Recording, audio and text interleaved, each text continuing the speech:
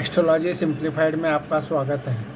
ज्योतिष सलाह में आज हम बात कर रहे हैं कि जब भी हम वैवाहिक जीवन के बारे में बात करेंगे तो हमें जब भी कोई भी लड़का या लड़की ये अपनी कुंडली दिखाते हैं, माँ बाप आके जानना चाहते हैं कि हमारे बच्चों के लिए वैवाहिक जीवन कैसा रहेगा और वो किस तरह से आप वैवाहिक जीवन को अपने कुंडली में देख सकते हैं, इसकी संक्षिप्त जानकारी देने का प्रयास करेंगे। सर्वप्रथम तो हम यह बताने की कोशिश करेंगे कि कुंडली मिलान का उतना महत्व नहीं है जितना महत्व यह है कि आप जो भी जातक और जातिका है उसकी कुंडली का पहले ये देखें कि निर्धारण करें कि उसके कुंडली में वैवाहिक जीवन के बारे में क्या बताया जा रहा है। अगर उसका सही आकलन करें और फिर वो उसका गाइडलाइंस की उस गाइडलाइन के अनुसार आपको अगर कोई जातक के लिए जो जातिका मिलेगी या जातिका के लिए जो जातक मिलेगा या वर के लिए जो वधू ढूंढेंगे या वधू के लिए जो वर ढूंढेंगे, तो लड़के के लिए अगर लड़की ढूंढना है और लड़के के लिए अगर लड़का ढूंढना है तो पहले तो अपनी कुंडली का खुद विश्लेषण करवाएं कि वो अपनी कुंडली क्या बता रही है वैवाहिक जीवन के बारे में। सर्वप्रथम तो ये देखें कि उसमें अर्ली मैरिज है कि लेट मैरिज है, वो देखना चाहिए। फिर उसमें ये देखें कि इसमें क्या दर्शा रहा है कि अरेंज मैरिज का दिखा रहा है या लव मैरिज के बारे में दिखा रहा है। फिर यह देखिए कि उसमें किस तरह के सुख दिखा रहे हैं, शादी का उसमें सुख दिखा रहा है कि नहीं दिखा रहा है, कि शादी के जो ग्रह हैं उसमें जो कि कारक ग्रह हैं, शुक्र है और गुरु ग्रह हैं, ये कारक ग्रहों की स्थिति कितनी अच्छी है।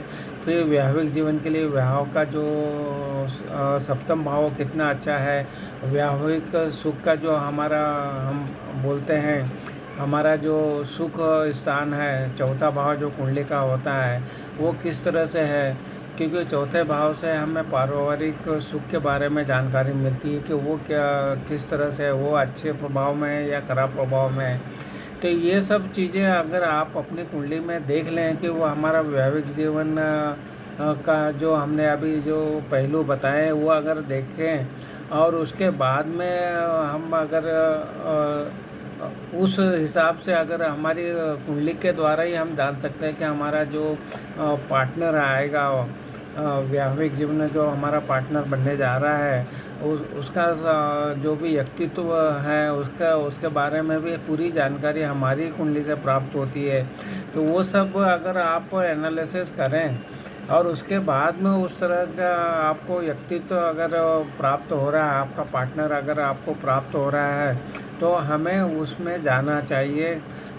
तो गुण मिलान का महत्व नहीं होता जितना कि इन चीज़ों का महत्व होता है कि आपको अपना जो पार्टनर है वो जिस तरह से यहाँ दिखाया जा रहा है उस तरह से हम उसका देखेंगे तो हमें जो उस तरह से आप अपने कुंडली में अपने पार्टनर को देख सकते हैं और वो सब जो भी है आपका कुंडली में जो दर्शाया है वो तो घटित होने वाला है। तो उस तरह से आपको पार्टनर भी वैसा मिलेगा, उससे आपको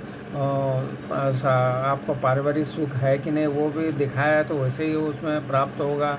फिर हमारा वैवाहिक जीवन चलेगा नहीं चलेगा, डाइवर्स होगा, तलाक होगा या प्रेम ब्याह होगा या अरेंज ब्याह होगा, वो सब यहाँ दर्शाया हुआ है। तो उसके हिसाब से वो कैसा चलेगा, कैसी दशाएं आ रही है और किस तरह से वो व्यवहार दशाओं के अनुसार होगा हमारी कुंडली में। तो वो सब अगर चीज़ें देख के ही अगर आप अपना पार्टनर का जो आ रहा है इस तरह के सब मिलता है तो आप उसमें जाइए। कुंडली मिलान का गुण मिलान से अगर शादी करेंगे तो वो भी फेल होती है। आपने देखा होगा कि बहुत सी जो शादियां हैं आप अगर ये सब देख के भी करते हैं तो भी वो सक्सेसफुल नहीं होती। गुण तो मिल गए हैं, 28 से ऊपर मिले हैं, 30 मिले हैं तो भी वैवाहिक जीवन खराब हो जाता है और शादियां टूट जाती है और तलाक भी होते हैं। परंतु आप अगर आप जो डिज़ाइन हमारे कुंडली में बना के दी हुई है उस डिज़ाइन के उस अनुसार अगर आप अपना पार्टनर देखते हैं तो वो ज़रूर आपको वो सक्सेस दिलाएगा। और हमें जब पता ही है कि ये सब चीज़ें होने वाली हैं, तो उस चीज़ों का हमें ध्यान रखना है। जैसे जो कुछ ग्रह हैं, जैसे मंगल का प्रभाव अगर है तो आपको अपने जो क्रोध पे आपको कंट्रोल करना पड़ेगा। सूर्य है, अगर ये है तो अथॉरिटी का कारक है। अगर आपको पता है कि इस तरह का दिखा रहा है तो अथॉरिटी वो व्यक्ति में आएगी, और वो आपके पत्नी में दिखा रहा है तो पत्नी में आएगी ही आएगी। तो वो क्योंकि इसमें दिखाया गया है तो वो चीज़ें हैं, तो आपको उस टाइम पे आपको देखना, अहंकार वगैरह नहीं करना है, और अपना जो ईगो को थोड़ा कम करना पड़ेगा। इसीलिए जो भी ग्रह जैसा होता है उस तरह से प्रभाव आपके कुंडली में बनेगा। तो आपको उसको देखना चाहिए।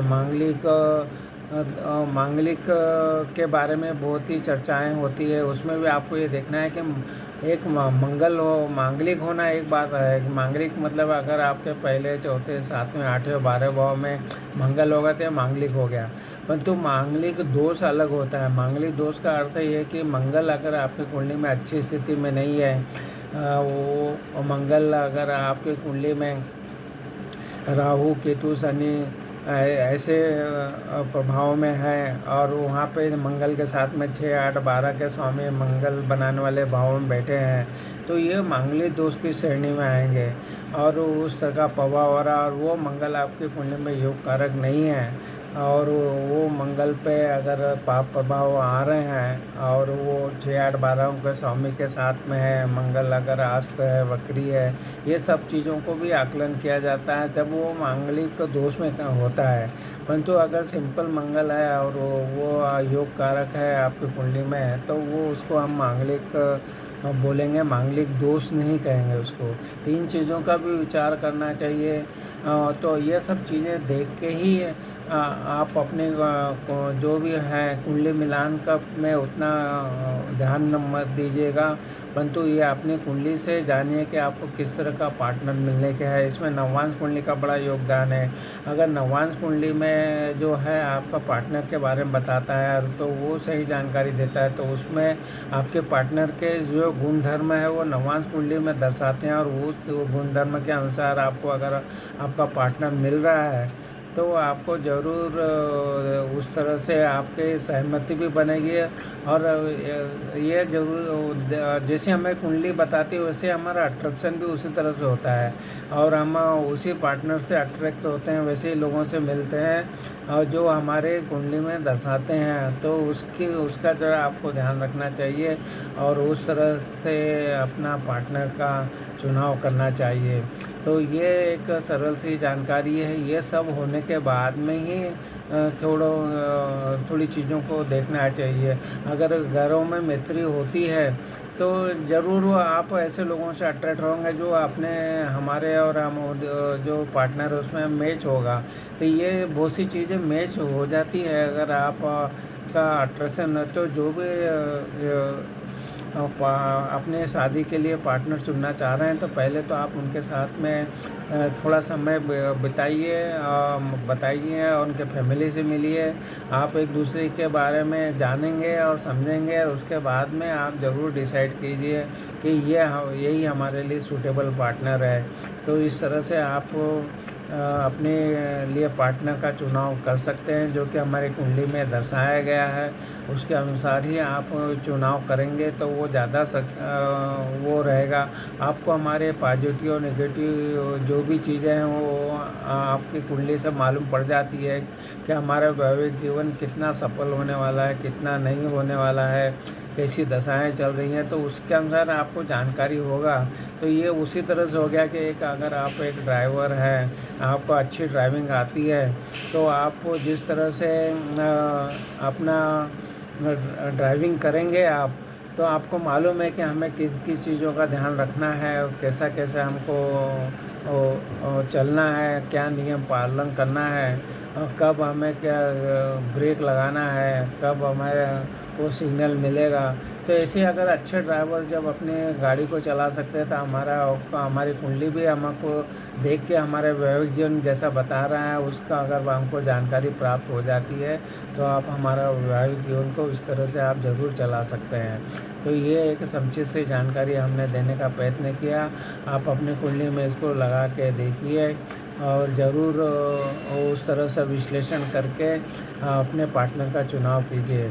आपको हमारे विस्तृत वीडियो देखना चाहते हैं, उनका लाभ उठाना चाहते हैं तो हमारे चैनल एस्ट्रोलॉजी सिंप्लीफाइड पे उपलब्ध वीडियो का भी आप लाभ उठाइए। हमारे चैनल को सब्सक्राइब करने के लिए, वीडियो को लाइक और शेयर करने के लिए आपका बहुत बहुत धन्यवाद।